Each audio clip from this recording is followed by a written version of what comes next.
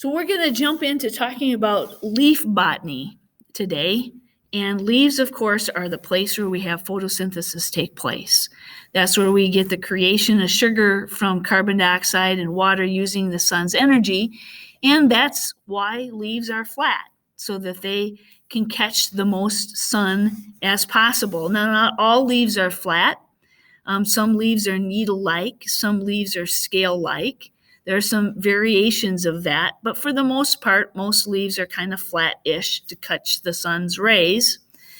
In our anatomy, we talked about stems and buds that come from nodes, places of meristematic high growth activity, and connecting the leaf to this bud is a structure called a petiole. That's how we say that, petiole. And then the rest of the leaf is called a blade. Looking at the cross section, we have our old friends xylem and phloem. We also have chloroplasts that we're going to talk about in a couple weeks. One of the most important things about leaves that I've found out working with plants in the greenhouse is this cuticle layer right here. It's a waxy layer that protects plants from bacterial diseases, fungal diseases, and it also protects them from drying out. And I found that plants in the greenhouse tend to be kind of wimpy. I'm not sure why they don't grow a good cuticle layer, maybe because there's no wind in there. But when we take plants out of the greenhouse, we have to do what we call hardening them off, where we'll set them in an outdoor environment, expose them to breezes, then maybe bring them inside again, and then take them outside again so that they build up a cuticle layer. Otherwise, if you just take a plant, put it out in the flower bed, it tends to wither up. So our epidermis layer can be specialized. For example, some leaves have hairs for protection. And of course, the cuticle layer I just talked about is really an important part, the waxy part that protects the plant from dehydration and disease. Increasing light intensity will also increase the thickness of the cutin layer. So maybe that's why. Maybe it's because we start the plants out in the wintertime when the light isn't as intense. So I'm still working with that theory, but I do know that you have to harden plants off. Cutin also repels water. This can make some pesticides less effective unless they have additives to help them penetrate the cutin layer. It actually, in agronomy, when I spray my field crops with herbicide, I actually add a soap-ish substance that makes the water wetter. And it helps to break down that cutin layer. You know, like soap would break down grease and fatty things on a dirty pan. Same thing. And so sometimes we have to add, it's a special kind of soap, but basically it's soap to herbicides to make them actually be able to penetrate the weed's cutin layer and kill it for us.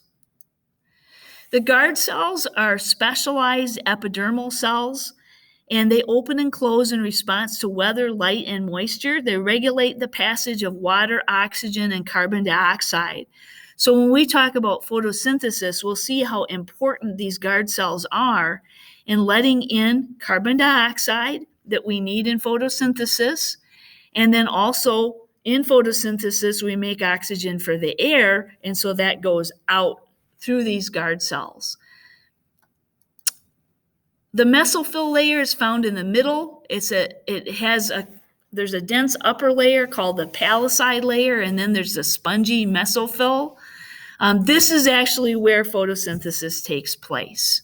And not so worried that you remember the words on this page, but just know that photosynthesis takes place in the middle part of the leaf. Okay, so we've got our outer layer, epidermis, cuticle, guard cells, stomata. Those are actually the openings that we get the oxygen, carbon dioxide, and water to go in and out of. And then our inner layer, and then our epidermis and our mesophyll, or our middle part. We do have some modified leaves. Now, I said that we had, needle-like leaves, scale-like leaves, flat leaves. There's also scale leaves found on rhizomes and buds. We find this in like a tulip bulb. We have our seed leaves. We've talked about those guys. They're the cotyledons that are inside the seed. We also have spines and tendrils. We have storage leaves. We're going to make little cuttings of a jade plant, which is a succulent. Succulents are plants that are adapted to growing in places where there's not a lot of water, and they actually will store some food, but they also store some water for the plant. And then we've got what's called bracts, often brightly colored. Poinsettia, actually the red pretty part is a leaf. It's not the flower. The flower is a little kind of ugly thing, and it's actually the bract that turns red when the light becomes a certain duration in the wintertime. And that's the part that is the pretty part of a poinsettia. So those are some more whole gob of vocabulary, but that covers leaves.